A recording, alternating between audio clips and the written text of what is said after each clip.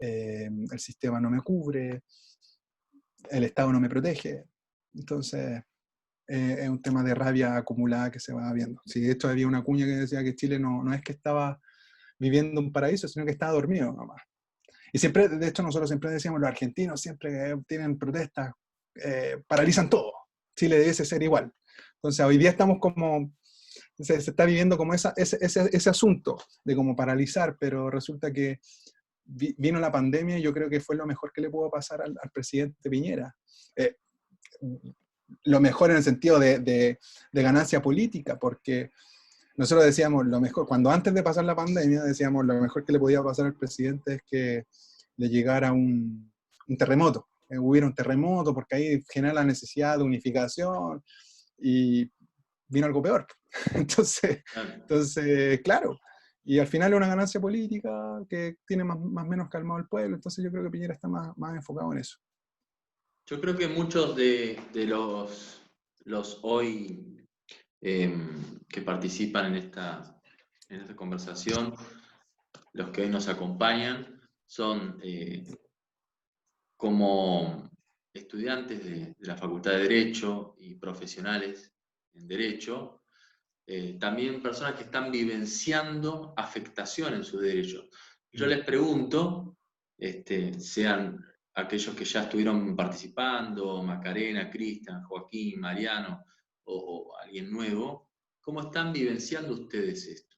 Sea como estudiantes, sea como profesionales, como ciudadanos, para comentarle a Roberto cómo se está viviendo aquí esta cuestión del coronavirus. Si alguno le quiere comentar, y podemos entonces hacer esta comparación, ¿no?, de situaciones.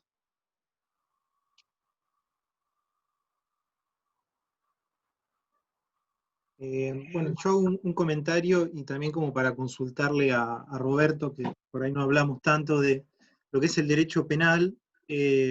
Acá en Argentina tenemos en realidad, un gran tema con el tema de qué pasa con las cárceles, si hay que sacar gente, aunque sea temporalmente, delitos leves, enfermos, bueno, factores de riesgo. Se discutió mucho. Y a mí algo que me llamó la atención es que acá todos los días a las 9 de la noche se hace el aplauso a los médicos. Hace un tiempo se hizo como una protesta, nosotros le decimos cacerolazo, en contra de que se libere gente de las cárceles, y lo que a mí me quedó más sonando fue que fue más fuerte esa protesta que las manifestaciones de apoyo a los médicos, ¿no? Que no tiene mucho que ver entre sí, pero sí me pareció como comparación. A ver cómo estaba sucediendo allá en Chile, si se discute, si el Estado o el Poder Judicial ha tratado de hacer algo, o si no han hecho nada. Yo creo que un poco como acá que no hicimos nada nosotros, más allá de reclamar los abogados judicialmente.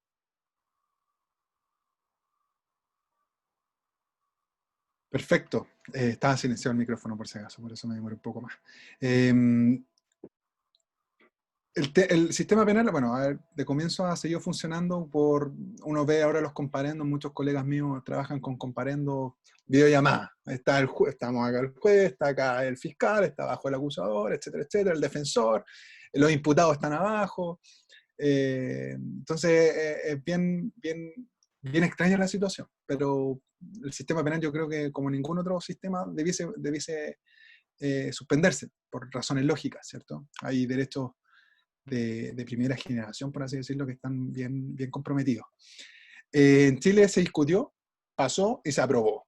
¿Qué se aprobó? Que personas que estén como con riesgo de muerte, con enfermedades graves, mujeres embarazadas, y si no me equivoco, y esto no recuerdo muy bien, pero más o menos para que vean, mujeres que tengan niños menores de 1 o 2 años, afuera obviamente, y personas que tengan sobre 75 años, pero con ciertas condiciones, personas que no tengan delitos graves, ¿cierto? Pero, esa gravedad se vio relativizada.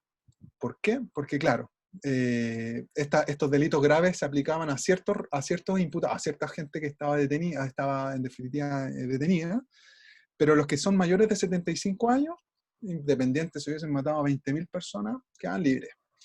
¿Y por qué digo que fue polémico esto? Porque a lo mejor muchos decían, no hubo tanta protesta en contra de esta situación, que yo creo que era de carácter humanitario totalmente, porque además, dicho sea de paso, las cárceles en Chile son horribles, o sea, no hay una intención de reinserción social, o sea, en definitiva, muchas veces es escuela para el magíster para los delitos. O sea, salen con más experiencia, salen con más organizados. Muchos delincuentes que eran de narcotráfico siguen teniendo las bandas operativas desde dentro. En Chile, yo me imagino que como muchas cárceles latinoamericanas, lamentablemente, o sea, se viven más delitos adentro que afuera, o sea, secuestros, gente asesinada. Entonces, además es un lugar donde se violan muchos derechos, tanto entre los presos, respecto a gendarmería con los presos, y también dentro de los trabajadores de gendarmería, que son los que acá custodian las cárceles, o sea, tanto laboral, tanto psicológica, etcétera, etcétera. Pero bueno, ¿qué fue lo más polémico? Que muchos militares que estaban detenidos en dictadura por delitos de lesa humanidad, algunos fueron liberados. Entonces eso claramente tiene tintes más políticos que justamente generan un cierto grado de protesta. Entonces eso se vio bien empañado. Entonces toda esta política como humanitaria, decisión humanitaria, se vio más polemizada por eso, porque, oye, no, los abuelitos, que le decían acá, los abuelitos no robaron un dulce en una tienda. Entonces mataron o por lo menos no mataron ellos personalmente, pero mandaron a matar a mucha gente. Entonces, ese fue el tema más polémico, que tuvo muchas tapas de diario durante al menos una semana, pero se hizo, ¿no? Tenemos una pregunta de Macarena y le damos la palabra. Bien, doctor. Bueno, mi pregunta, más que nada, era en relación para completar, ¿no?, lo que decía Joaquín, que, bueno, a diferencia de lo que pasó en Chile, acá en Argentina, por ejemplo, si me estoy equivocando, me lo pueden decir, se estaba totalmente en contra incluso de que las personas que estaban con prisión preventiva, o sea, que estaban respondiendo por un proceso penal, ellos puedan obtener, ¿no?, la prisión, la detención, la prisión domiciliaria, o que puedan, digamos, responder del proceso en libertad. Es como que hay toda una estigmatización por parte de la sociedad hacia ese sector, ¿no?, a ese grupo de personas que cometieron delitos. Eso por un lado. Y por el otro lado, nosotros acá en Argentina estamos viviendo una situación en la cual hay un grupo, como para cambiar un poco del ámbito, ¿no?, de quienes son emprendedores, comerciantes y demás, que están un poco cansados, ¿no?, ya de estar en cuarentena, de no poder trabajar como trabajaban habitualmente hasta antes de que todo esto acontezca. Yo te quería preguntar cómo se ve socialmente desde ese lado, ¿no?, desde la visión del comerciante y a su vez desde el estudiante académico, ¿no? Acá, por ejemplo, estamos tratando de adaptarnos a la educación virtual, que tuvo todas las falencias habidas y por haber, pero porque nunca habíamos tenido una experiencia así, ¿no? Entonces, es como que de golpe se tuvieron que adaptar los docentes, nos tuvimos que adaptar nosotros. Hay personas que no tienen acceso a la conectividad, que no tienen la posibilidad de exámenes, y probablemente quedan excluidas del sistema. Allá en Chile, ¿cómo están manejando esa situación, ¿no?, si la sabes y demás, ¿no? Ya, a ver, respecto a justamente, vamos a ir de lo último a lo primero. Yo trabajo en Corfo, que es la Corporación de Fomento de la Producción en Chile, que es una agencia que promueve la producción, ¿cierto?, la innovación en las cadenas productivas del país. Entonces, te puedo decir de primera fuente cómo es que se vive el asunto de los emprendedores específicamente, de la gente que trabaja como en locales, locales de barrio. Ha sido duro, ha sido duro. Muchos han quebrado, muchas solicitudes de suspensiones de proyectos, unos de término anticipado. La verdad es que son industrias que generan empleo, generan trabajo, y ha sido sumamente duro. Incluso en Chile, que desde el primer día no se generó una cuarentena total. Hoy día recién estamos en una cuarentena total en ciertas, hoy día en la región metropolitana casi completa porque hay sectores rurales que no necesitan cuarentena. Pero la verdad es que acá en la región metropolitana se han perdido muchos empleos, mucho trabajo, y en definitiva Corfo, que tiene dinero estatal, ha salido a dar dinero, ¿cierto?, a proyectos. Oye, perdí mi fuente de empleo, o sea, perdí mi fuente de empleo, en definitiva, que era mi empresa, una pyme, que nosotros llamamos pequeña y mediana empresa. Perdí mi pyme por el coronavirus, por la cuarentena en realidad, porque no el coronavirus, sino que la cuarentena en definitiva es la que te cuarta, ¿cierto?, el libre ejercicio de tus derechos, ya sean laborales, de emprendimiento y sociales. Entonces, ha salido a salvaguardar, pero no es con tanto tampoco dinero, no es como, toma, tienes esto para que partas de nuevo. No, es como, vamos a tratar de repartir la torta en las partes más iguales posibles. La banca, la verdad es que no se ha portado bien. Hubo una declaración del presidente Piñera hace un tiempo que casi que le solicitó directamente a la banca que ajustara las tasas de interés, todo el asunto, que los créditos fuesen más flexibles, pero la banca, como se rige por normas privadas y normas de riesgo, dice, no tengo ningún problema, yo le doy crédito a todos los que quieran, pero como hay más riesgo de que no me paguen, más tasa de interés, y si antes te pedía 10 papeles, ahora quiero 40. Entonces ha sido sumamente complejo para la pequeña y mediana empresa, sobre todo en un país que esa clase media es tan frágil, frágil en el sentido de que pierde el empleo una persona de la familia y baja automáticamente o baja casi inmediatamente de situación socioeconómica. Entonces ha sido sumamente duro, y la verdad es que ahí es re poco lo que se puede hacer.